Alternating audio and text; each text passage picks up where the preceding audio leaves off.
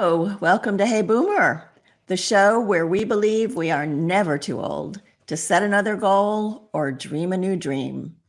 My name is Wendy Green, and I am your host for Hey Boomer. My guest today, Ken Dolan-Del Vecchio, is a licensed clinical social worker and a licensed marriage and family therapist who is guiding people to recover from the loss of a pet. As the co-host of the Pet Loss Companion podcast, Ken shares experiences, recommendations, and reflections that help listeners with the loss of their animal companions. Losing a pet is like losing a family member. We all have, well, most of us have beloved pets and have experienced the devastation of the loss of those pets. My cat, Angel, got to a point in her life about 7 years ago where it was time to euthanize her. You can imagine that was an agonizing decision, but it really was the kind thing to do for her. And I was in the office, in the vet's office with her as they administered the dose of medicine that was going to stop her heart. And I'll never forget, our eyes were locked. She was staring at me, and then they closed. And I am not sure how I stayed in the office with her, and I am not sure how I could not have been in the office with her. So the feelings around pet loss are enormous and confusing. And those are the kinds of things we're going to talk about today with Ken. Before that, though, I would like to thank our sponsor, Rhodes Scholar, for their support of Hey Boomer. Rhodes Scholar is the not-for-profit leader in educational travel for boomers and beyond, offering guided trips to all 50 states and over 100 countries. It is truly my favorite way to travel. In fact, I have 2 Rhodes Scholar trips planned for this summer, one with other people my age and friends, and one with my grandson. So please go and check out all that Rhodes Scholar has to offer. You can look at their website by going to roadscholar.org/heyboomer. And if you use the /heyboomer, it lets them know that we appreciate their sponsorship of our show. I also want to remind you of 2 important takeaways that you can find on my webpage that are free. First is the vitality assessment. And the vitality assessment will help you find out if you are fully vitalized. Do you have sustained energy? Is your tank half empty?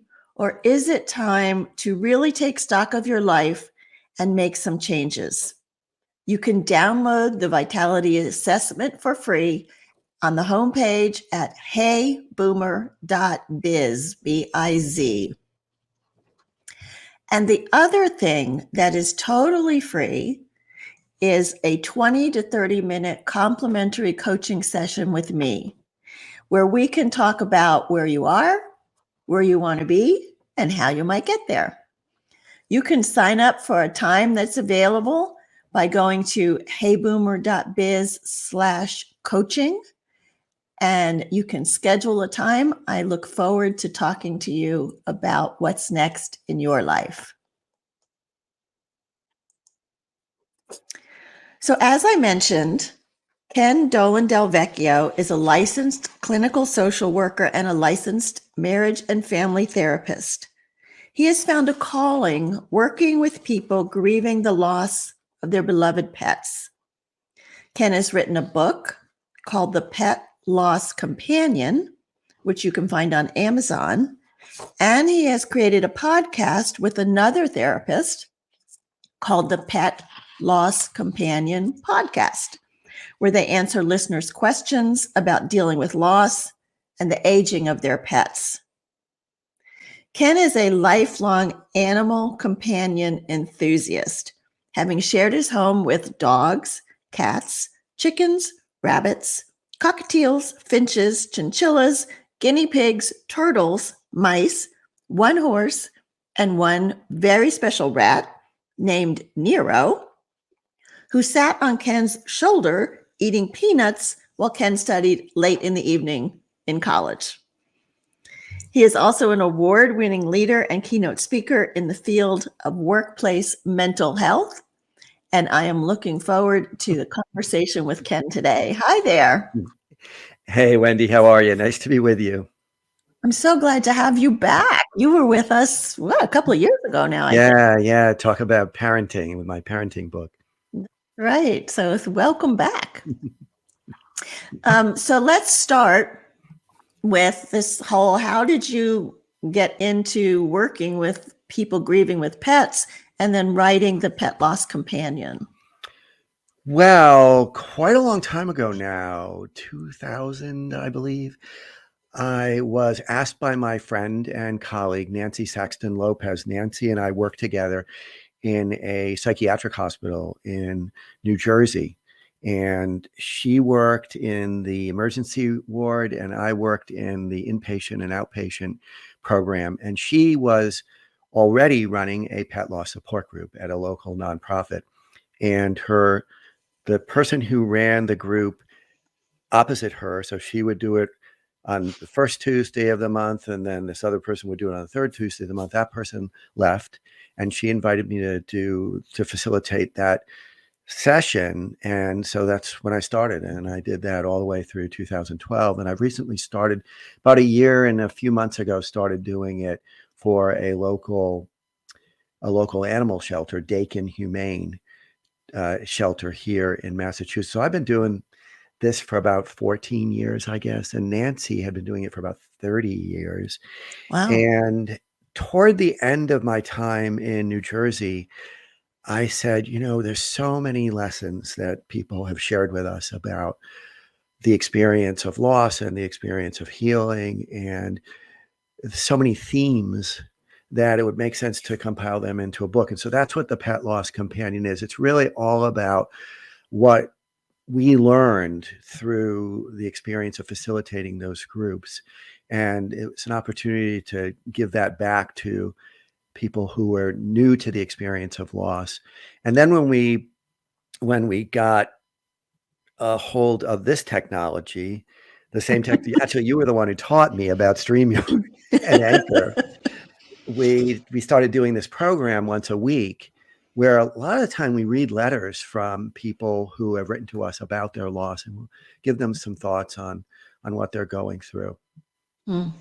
So this has been a journey that you and Nancy have been on together for a while. For a long time, yeah. Yeah. Well, it's definitely something that all of us experience, and I never even thought about a support group for it. But before we get into more of the weeds, talk to me in general about grief and grieving. It's very important that I think we focus a little bit on grief, because first of all, grief is the elemental human experience. We are losing over and over and over again throughout our lives. When we go to school and we leave home, we go to nursery school, we've lost the sanctuary of home. Our parents have lost us being always in their nest. When we go to college, we've lost again, and they've lost again. And when we have our first love relationship and it ends, as it very often does, we go through grief. And so we are going through grief over and over and over again in our lives. And it has a very familiar pattern. So it starts out usually with shock, disbelief, kind of a numbness, and then we go through a whole tumult of different feelings, often deep sadness and anger, and desperately trying to recreate the sense of the world the way it was before. But ultimately we live with it. We don't get over grief. We incorporate the knowledge of the loss into the story of our lives, and we live beside it, is the way that I think about it. And so it's the same with any major loss. And it doesn't have to be the loss of a human being or a pet. It can be the loss of a place of work where we were very, very connected. It can be the loss of our home through whatever change happens. But so grief is something that I believe all therapists should be very well conversant with and able to help people with. And I believe that it's just something that is part of the fabric of everyday life for us. And it is something we try to avoid, I think, like, right? Like the story of my cat when I knew I had to euthanize her. Mm-hmm. And I said, I was in the office with her and we were looking at each other, as her little eyes were closing. And I didn't know, I didn't know that I could do that I could stand there with her. Yeah. But I also felt like I couldn't not do that. Well, I think the way you described it was really beautiful, and that's a loving gift that you give. It's not, it's the easing of suffering. It's not when you euthanize your pet or have your pet euthanized, you're not killing them. Whatever infirmity or illness or accident, that's what's killing them. And you are easing their suffering at the end of their lives. That's the best way to think about it. Now, that said, there's usually a whole bunch of mixed feelings that follow, and people often feel tremendous guilt. Did we do it too soon? Did we do it too late? Were they looking at us and thinking he or she is killing me? They go through all kinds, and it's just, that's normal. That's what happens. One of the things I think it's really important to recognize is that we're a society, and I think you were kind of heading in this direction. We're a society that is pretty phobic about all kinds of negative feelings, any Mm-hmm, kind of mm-hmm. negative feelings. There's a great book by the brilliant Barbara Ehrenreich. It's called Bright Sided. And Mm. it's all about this idea that we should always be happy, happy, happy. And if we're feeling something negative, then there's something wrong. And that is simply not life. That's not reality. And so I highly recommend that book as a primer on how bizarre it is to think that we should always be happy and never have the ups and downs that really are part of life. Yeah, it's very hard. So, staying on this topic of euthanasia, I know you've had people write in with letters about that. Just how do you, what's the process people can go through to even help them make that decision? Well, the way I think about it, and I lost two of my dogs last year. They were both, one was just the day before turning 16, and the other was a couple months after. And the one who died a couple months after, she had promised me that she was going to live until at least 18, but it didn't pan out. But it's the thing about euthanasia is it is almost always an extraordinarily deliberate decision that's made. So there is a conversation that goes on within the family. If there's more than one people who live with this animal companion, there is a conversation that includes their veterinarian, and they're watching the process of their beloved pet's deterioration. And the basic formula is that if your pet is experiencing suffering that outweighs the pleasures of living, then it's probably time to move ahead with euthanasia. So if they're in so much pain that they can't move and they're obviously in distress, they're not eating, they're not drinking, they're looking in a way that's incredibly debilitated. You're not doing them a favor by letting them linger in that kind of situation. And so, but the way that I like to think about it is use the consultation that's available to you. Talk with a vet who you trust and whose judgment you have come to rely upon, if at all possible. Talk with family members about it and make a decision that feels like it is collaborative to the extent that that's possible, and realize that it's not going to be a perfect decision, and Yeah, that you're probably going to have misgivings afterwards. yeah, What about, shouldn't we have? It's just the nature of processing loss. yeah. So, like another cat that I had been away on a business trip. I came back and she could barely move. Mhm. I mean, she was Mhm. like a rag doll. I Mhm. took her to the vet. She had kidney failure. So they said to me, well, we could put her on dialysis. Mhm. And I was like, oh my gosh, that would cost me so much money to take this cat twice a week for dialysis. Mhm. And is there really quality of life? And so I guess that leads me into the next discussion, though, about the cost of care for pets, and how do people justify that sometimes or make those choices? Yeah, the technology has advanced greatly, as it has for human beings in the past 15, 20 years. And so now you're often presented with an option of, well, we could put your pet in an oxygen tent, or we could give them dialysis, or could do this kind of surgery or that kind of surgery that may cost thousands and thousands of dollars. And we've heard from people who have spent $20,000, $30,000.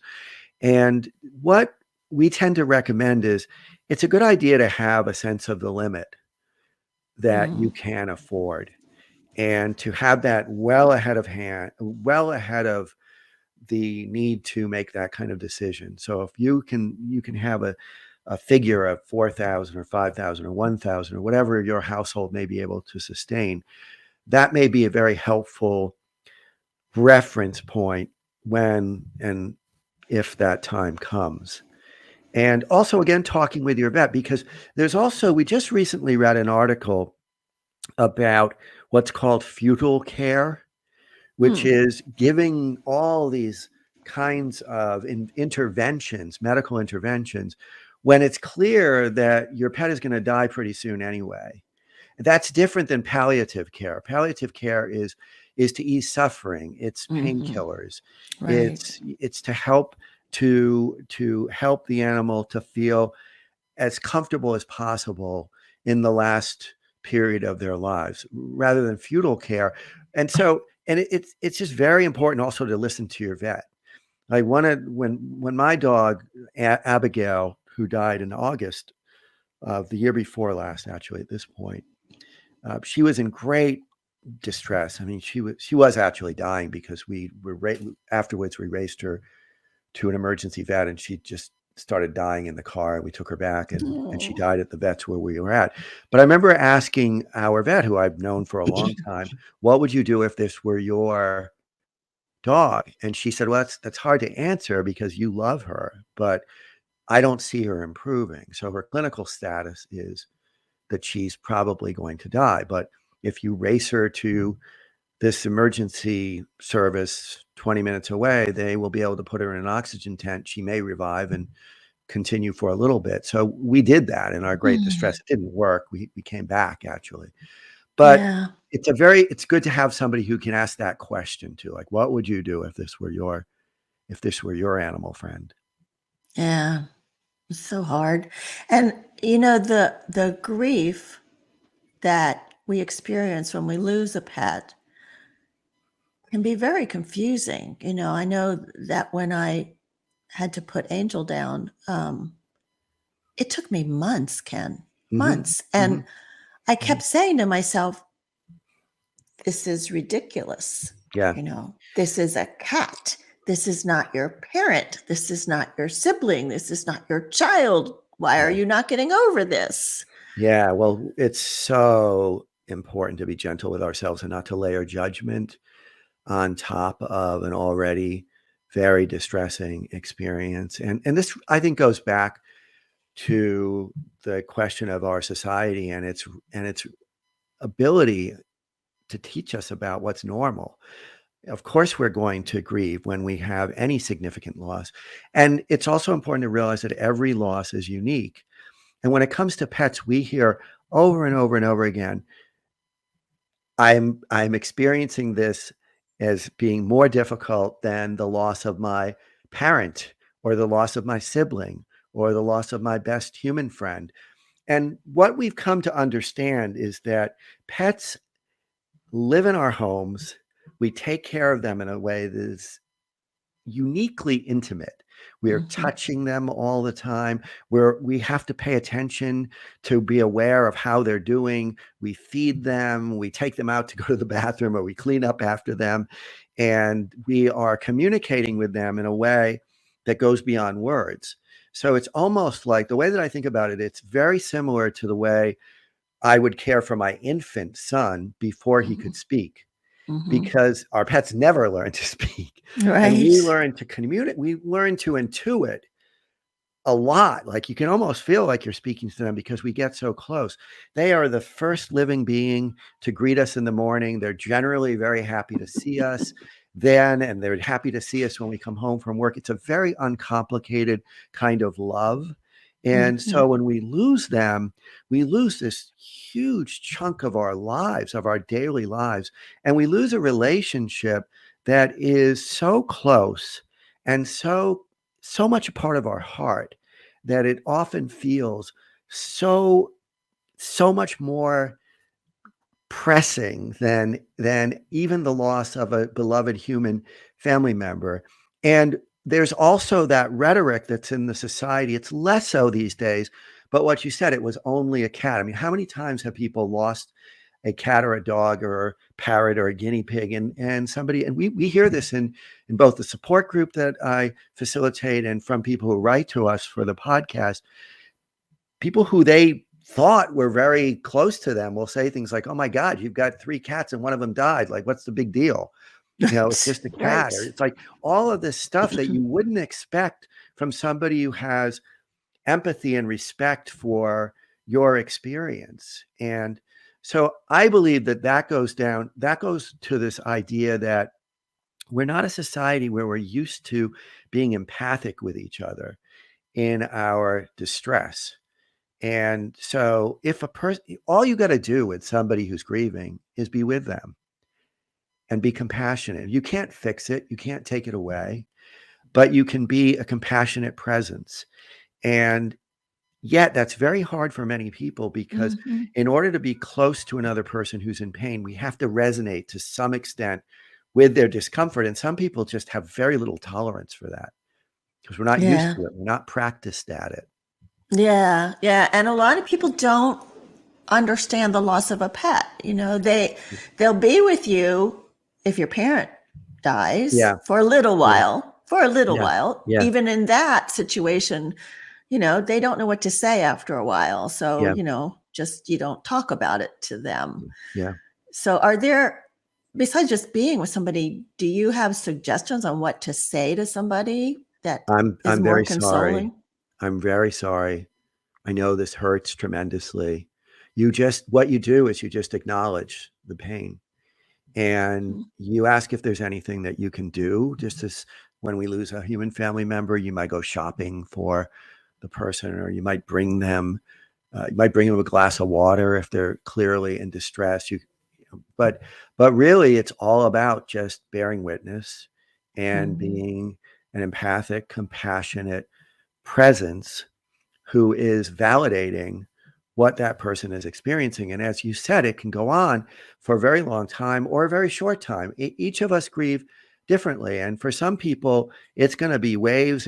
Grief is not linear. It's like Right. you might be feeling awful one minute and then you're feeling pretty okay the next. And then a few minutes later, you might hear a song or you might see a reminder and you're just totally distraught again. So true. And that can go on for a long time. And Yeah. the way that I think about grief is that we take this very unpleasant, unwelcome news and we emotionally chew on it over and over and over and over again until it's no longer such fresh news.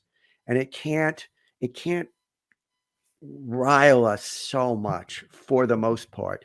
It still probably will at anniversary time, the anniversary of the pet's death, maybe their birthday, maybe the change of seasons. Holidays tend to be very evocative, but we really just have to kind of wade through it and allow ourselves to experience whatever it is like for us. And eventually it wanes, it decreases. So I'm thinking of two questions. right now. Mhm. One is I was talking to a friend about being a single person with a pet. Mhm. And, you talk about the intimacy.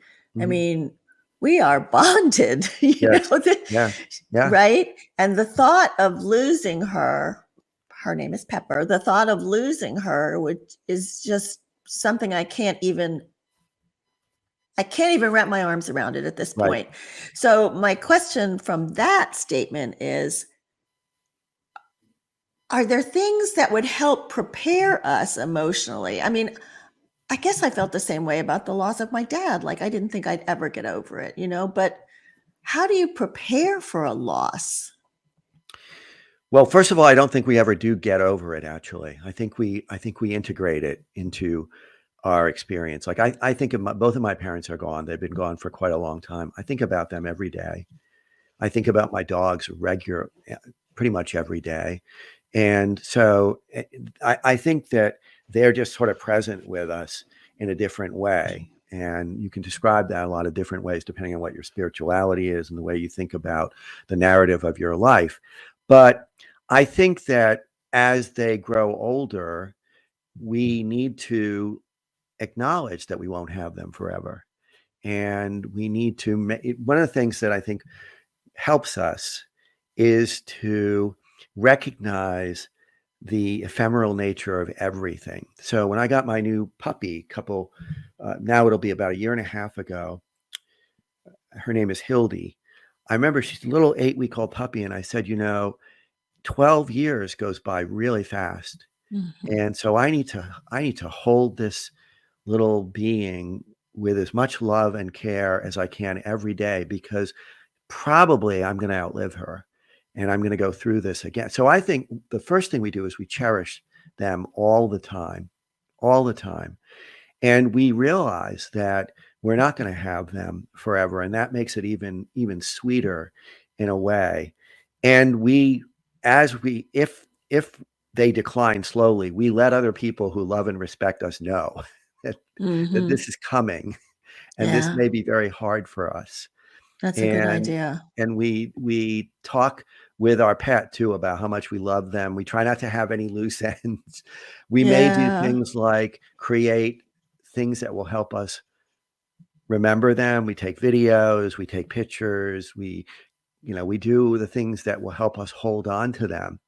And it depends on the way you think about pets. So for me, I got to have more than one all the time. Like I have 2 cats, a dog, and 22 chickens.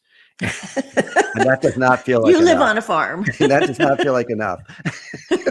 And so if my husband were of a different sense, if he were a different sensibility, I'd probably have more than 2 dogs. So I used to tell people I try to stagger them. I And know, I know. and I've thought so about that. so Yeah. but I think that we just take, and we also just take the best care of ourselves that we can always. I mean, the best solution to grief is to take care of oneself. It's to make sure that you get up in the morning and that you take your shower or you take your bath and you get yourself dressed and you follow through with the activities of the day as best you can. They may be a bit lessened because you are in such a sad place that day, but you kind of try to keep the pattern going as best you can. You do some kind of exercise or movement or meditation or stretching or yoga or whatever you do to take care of yourself. You try to nourish yourself as best you can. You try to get rest, even if it's hard, even if you Yeah. can't fall asleep, or even if you are spending a lot of time in bed and then you're not getting that much rest. You try to keep your structure going. And again, I don't think there's a recipe. It's not avoidable. That's another thing I think it's It's important to not. keep We in all mind. It's die, not don't avoidable. we? We are born to lose and to gain over and over and over again. And Mm. grief is the cost of having loved, and it's a good thing to love. Love is important in our lives, and so why not do as much of it as you can, and Yeah. realize that it's everything is ephemeral. Everything is just for now. Yeah. Yeah. And that's a kind of a positive spin to put on it, that everything is to love. I like Yeah. that. There's one other point I'll make, Wendy, and that is that there's a great book by Dwayne Elgin. It's called Voluntary Simplicity. And it's just a brilliant little book. And he has a passage in it that the passage has a title, and the title is Let Death Be Your Friend. Mm. It's And called the voluntary simplicity. voluntary simplicity. Okay. And it's absolutely brilliant, soulful book. And his thinking is, again, it's very simple, that if you realize that everything, our lives are going to end, every relationship we have, everything we cherish is going to end, it makes it so much more valuable. Every moment is more valuable if we understand that and we embrace it. And Yeah. certainly with our pets, unless our pet is a turtle or a parrot, you know, they might outlive us. And then we've got to have a succession plan for them. Yeah. And but we're born to lose, and we're born to love and lose and then love again, hopefully. So, what do you think about memorializing them, memorial services, keeping their ashes, those kinds of things? Do you think that helps people deal with the loss? There's no, because there aren't set ways. Like, if you belong to a community of faith and a family member dies, there's often a prescribed ritual. Right. And so that kind of structures the beginning of our grief experience and the memorializing.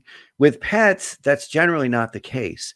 And there's a myriad of options. And so there is, you can take your pet's body and bury it. If you have land to do that in, you can have them cremated and save the ashes or not save the ashes. You can, now there's a new way of bodily disposal called aquamation, which doesn't require fire but provides you with something akin to ashes. Some people actually have their pets freeze dried, so they retain their body in a desiccated form, and it can Oh, be posed like a stuffed animal or like taxidermy. The way that I think about this is, you do what feels right for you, and that will vary. So that, for example, we have 4 of our dogs' ashes on our hutch in our dining room.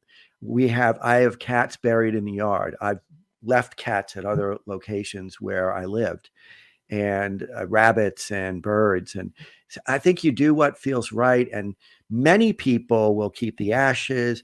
Some people will have the ashes contained within a bit of jewelry, or at least some of the ashes in a bit of jewelry. Some people will make what they tend to refer to as altars. So we've had people come to our groups and also write to us, and they'll have either like a little corner of a dresser where they have their pets' collar, toys, maybe a footprint in clay, those kinds of things that are for holding on to the memory. But the way that I think about this is, you do what feels right for you and for those others who loved your animal companion, and that's what's right. That's what's right for you. yeah, we're getting some comments here. Josephine says that her pets are her babies, so much a part of every day. Barbara says she's lost without her baby Cody. I'm sorry, Barbara. And Michelle says she wants her ashes commingled with her pet at the end, so they're going to rest together. That's great. I might do that as well. I might Yeah, do it's kind of sweet. as well. And there's very few right or wrongs here. I mean, we had a beautiful little Chihuahua whose name was Lily. And when I got Lily's ashes back, I had to open them and stick my finger in them. I had to touch her. Aw, and, and we do what we need to do, is the way I think about it. And as long as nobody gets hurt, yeah. it's right. you know? So what about, when is it right to replace them, after one dies? There again, the way that I think about this one is, don't do it if you're ambivalent. You can always insert more time. Always, right? You can always give a little more time. But we have seen situations where people rush out and they get a new animal, and it adds to the stress in a way that is Mhm. not constructive, because grief is really the pattern of our response to a major stress, loss is a major stress, right? So what grief is what we go through, where what we call that response to this major stress, adapting to this new change in our life that's been very, very stressful. If you bring a new puppy or a new kitten or a new horse, and you are not at a place where you're feeling ready for that, it can just make things harder. And we've had some cases where people actually adopt a pet and then they give the pet back because it was too soon. But generally, what happens is you kind of know when it's time.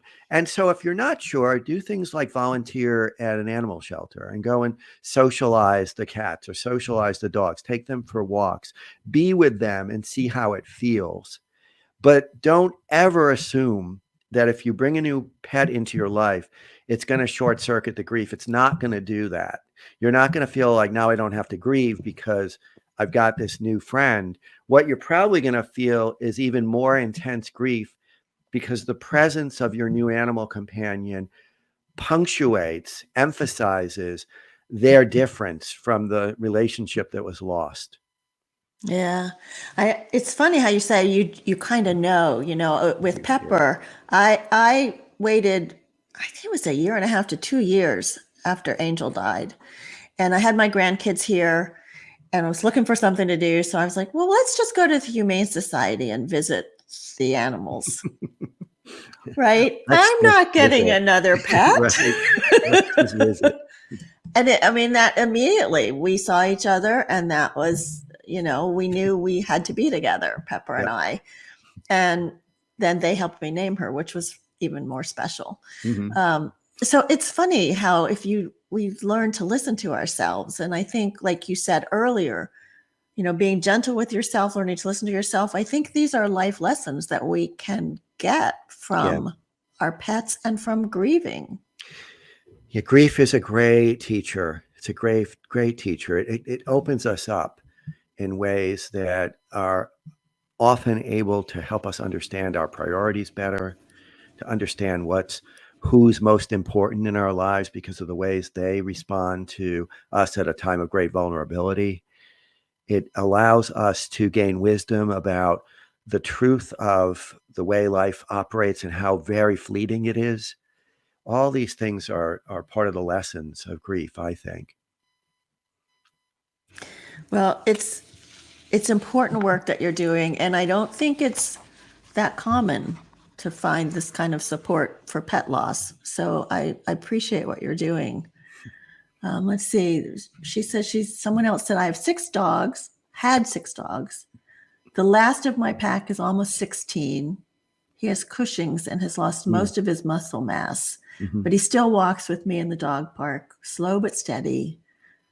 I will take time before I rescue my final dog. Plan on getting an older dog so I won't have to grieve losing me if I die earlier than expected. Oh, Yeah, yeah. well, it's very thoughtful. That's a very thoughtful way to think about this, and to be very planful is a good Mm-hmm. thing. And sometimes when if we're at a point in life where we're older, and that includes many of us, we can adopt a pet with the knowledge that we may have to have someone in mind who has agreed to take them, if we are incapacitated or if we die. And Yeah. and so I have an incredibly energetic 95-year-old aunt who has a 14-year-old dog whose name is Bella. And I will happily take Bella if Aunt Gladys, is not able to care for her anymore. She certainly is able to care for her now. And but Mm-hmm. but there'll be people lined up to take To Bella. take. And I want to be first on that list. So that's the Well, I thing. hope I she mean, knows that. there's a lot of ways. And I've told my husband that if I were to get hit by a bus, each of my dogs, because he's not really, he doesn't relate. They're not his dogs. They're my dogs. They live in our Yeah. house and he's loving toward them, but they're my dogs. And we understand that if I get hit by a bus, those dogs go to a particular very, very kind shelter with endowments. They both have Oh, significant endowments do they? Aw. to care for them, because you never know, right? You never know. And you also never know if he'll be ready to give them up. Yes, exactly. With my mom and dad, he was the animal person. He had this little dog, Reggie, that adored him, and he Hmm. adored this dog. And my mother really barely tolerated the dog. Hmm. And when my dad died, I was ready to take Reggie. Hmm. And she said, no, she couldn't. And Yep. Yep. Reggie would sit on the chair and like talk, like he was Uh, talking to my dad. mhm. And finally, mom learned to love Reggie. It was really an amazing transition that happened there. How can you not love a dog? But I know there are some people for whom that is true, but to each his own. I know. In the middle of winter, when you got to take him out for a walk, Yeah. you're glad you have a cat. So, Ken, this has been amazingly helpful, incredibly helpful. And it's not something that we've talked about before on this show. So I really appreciate that you agreed to come on and share this with us. If you have questions for Ken, you can email him at kendd, that's David V like Victor, at gmail.com. And he might even use one of your questions on his show, The Pet Loss Companion, which is a podcast and also the name of his book, which you can find on Amazon. So I'll hopefully not calling you anytime soon for help with Pepper. I know, but thank you for this, Ken, very Oh, much. thank you for having the opportunity. It's always a pleasure and a privilege to speak with your audience. Thank you. Thank you. Before I go, I just want to remind everybody about the vitality assessment, that you can download that from heyboomer.biz and find out where you rank. Are you fully vitalized, or is it time to make a change? You can also go to heyboomer.biz/coaching to schedule a complimentary 20 to 30 minute conversation with me to talk about what's next for you in your life. And as always, I ask you to please support our sponsor, roadscholar.org/heyboomer. So my guest next week, her name is Kathy Kuliza. And Kathy spent 3 decades in the hospitality industry, moving up in ranks in management, training, customer service, loyalty, marketing, and executive leadership. Now she's a consultant and a speaker helping leaders in multi-generational workforces. And we are living in a world where there are up to 4 generations in the workplace today. And so we're going to talk to Kathy about some of the challenges, the opportunities for learning, and building those connections across the generations. And I like to leave you with the belief that we can all live with passion, live with relevance, and live with courage. And remember that you are never too old to set another goal or dream a new dream. Thanks again, Ken. Oh, thank you. My name is Wendy Green, and this has been Hey Boomer.